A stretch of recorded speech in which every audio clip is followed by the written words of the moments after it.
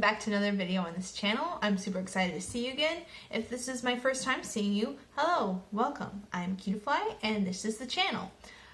So today I thought we would do a quick get ready with me video and I can talk to you guys just like really laid back about some Pokemon stuff. So that way it just feels like more like we're having a conversation and something a little bit more inviting than some of the other makeup videos that I've done before.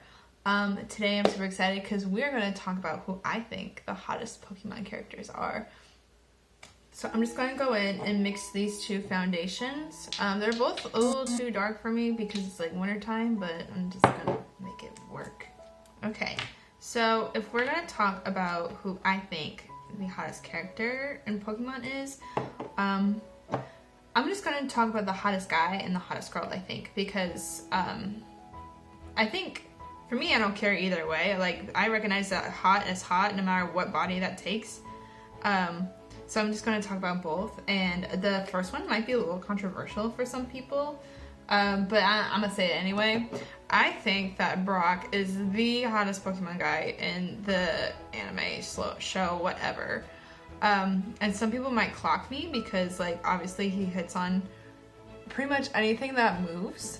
But he's got like a lot of awesome qualities to him too, and I'm gonna talk about why. And I'm gonna talk about why the whole hitting on whatever moves thing doesn't really bother me as much.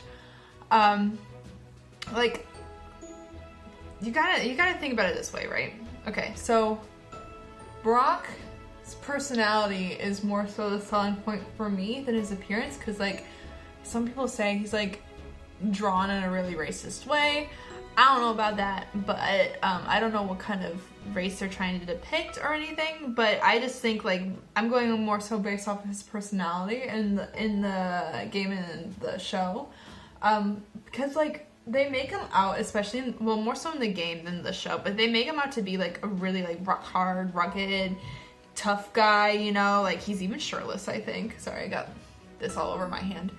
He's even like shirtless, I think, for in the game or when you meet him, which is okay, Pokemon, but his personality in anime is like such a softie. I really fall for the kind of person who is like not like tsundere, but like someone who's really really tough looking, but he's actually really gentle on the inside. And like Brock had a lot of trauma to him. I know he seemed really tough in the initial stages of the show, but like this was an 18-year-old boy whose parents were dookie and just kind of like abandoned his whole ass family. And he had like, what, 7 brothers and sisters to take care of? Like, he did all these domestic things at home. He cooked for them, like cleaned, made sure they were ready for school, and basically sacrificed his whole childhood to be a step-in daddy for his parents. And I just love that sense of maturity and responsibility. Like, he was going at it. He could have spent his teenage years being a typical boy and doing whatever. But no, he stayed back and he had a responsibility. So he took over the gym, even though like he didn't necessarily want to do that. And he just did what he needed to do to make sure that his siblings were okay. And I love that. As the oldest sibling, I relate to that a lot. And I don't know, I just think that's so admirable. And I don't think he gets enough credit for that. And that kind of relates back to the whole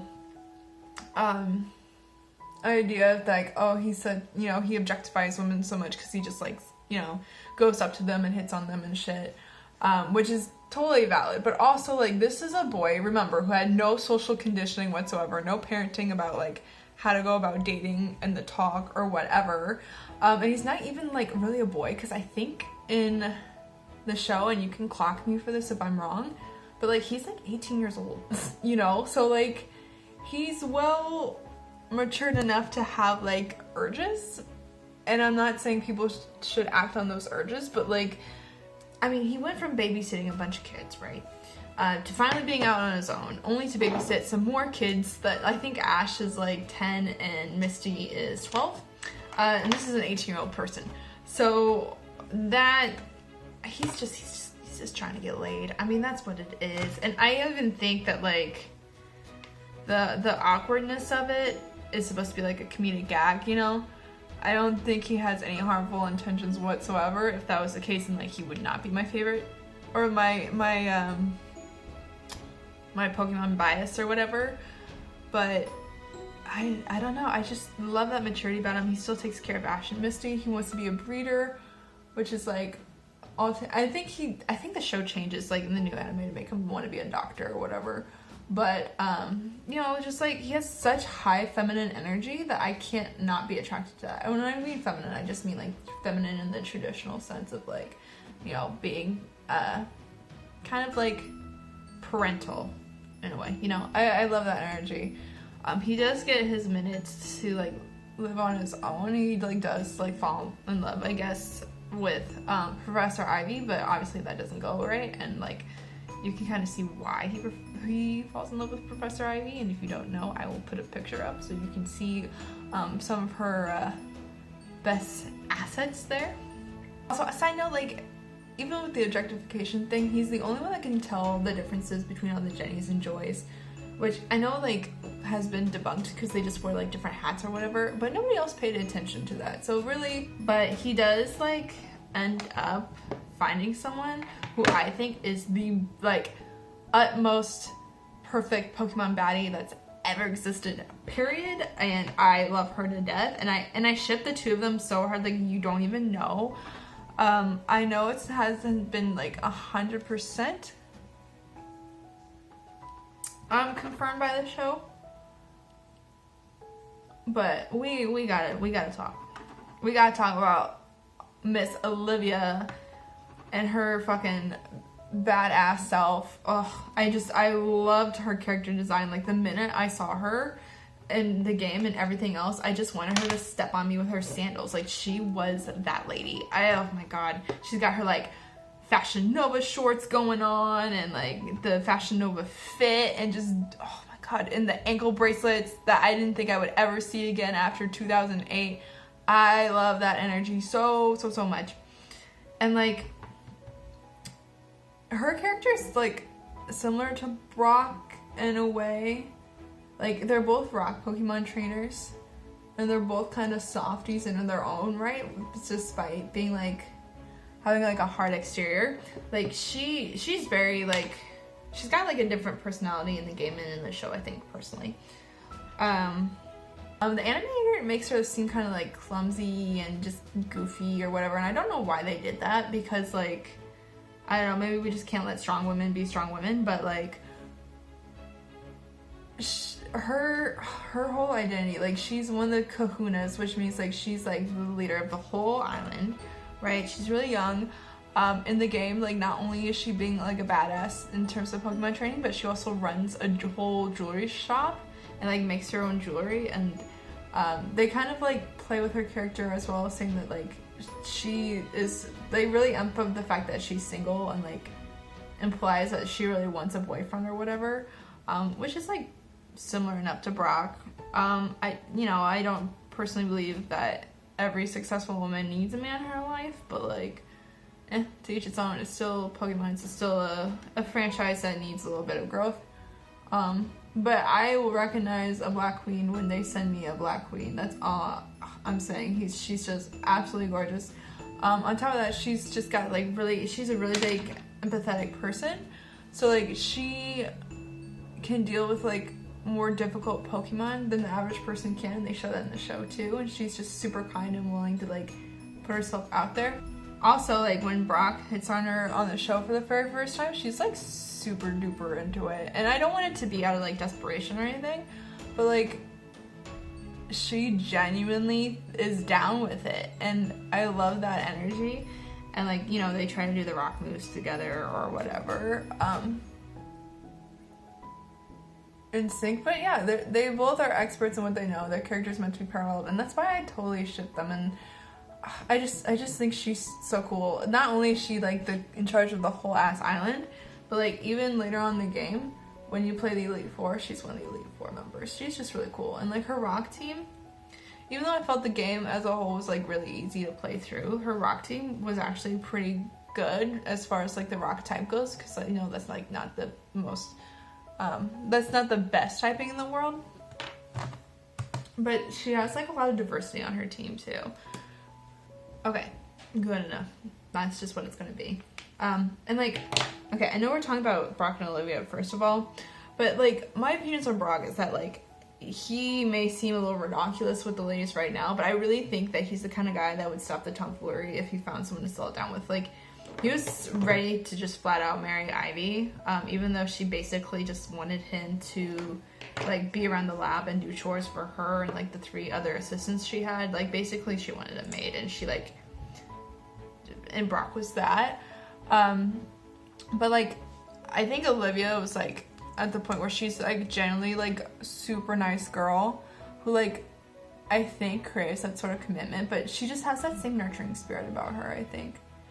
And I think Brock would settle with her. I don't think he'd keep up the tomfoolery. And, like, let's talk about it. Like, she's got the most banging, like, body that Pokemon has ever created, and, like, to the point where then, like, that was a lot for, like, a kid's game, but I loved it. I just love the confident energy in her too. She was even the poses, like, I love it. I love it so much.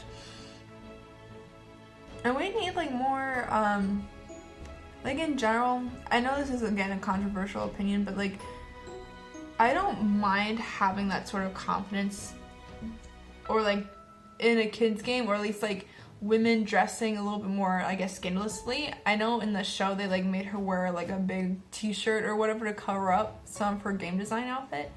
And I know some of that was just, like, fan service to, like, the older people too, or, like, the teenagers that play the game. And, like, I don't know. I want to assume the best of people and, like, hope that her character wasn't, like, meant to be, like, really hypersexualized or objectified, but, like, I feel like that just kind of tends to happen when you have female characters in games. But as a whole, like, I don't mind, like, a little soft sexiness coming out in, like, a Pokemon game, because I think it should be, the idea of, like, confidence and sexuality should be more widely accepted, and the fact that, like, women should be able to own their bodies and own their sexuality in a positive light and not seen that as, like, inherently wrong. And I think Olivia does a good example of that, whereas, like, nobody criticizes her for her clothes. Obviously it's, like, a tropical island, so bitch is hot all the time, and, like, even the professor doesn't wear a shirt half the time, you know. I don't know, I like that. So I don't mind when a game introduces that in that sort of way, as long as it's, like, not seen as, like, a flaw of the character of, like, being too sexy. And we've all seen anime, we've all seen shows that, like, just kind of use, like, women's bodies as, like, objectifying, or as a trope, or as a gag, like, oh, her clothes are coming off, yada yada yada, whatever. But if I think if scandalousness is done in, like, a respectful way, I can be down with it too, you know. And that's just my opinion. People are going to, like, turn anything into a waifu, to be honest, but sorry, I'm just gonna blend this out. But I'm down for Olivia. I love it. I love her strut, I love her design, I love everything about it, so I'm cooler. Yeah, I don't even know what their what Brock and Olivia's shipping name is. I assume it's, like, rock shipping, since they're both rock trainers, but I'm sure it's something else, and if I find out, I'll, like, put it up here. But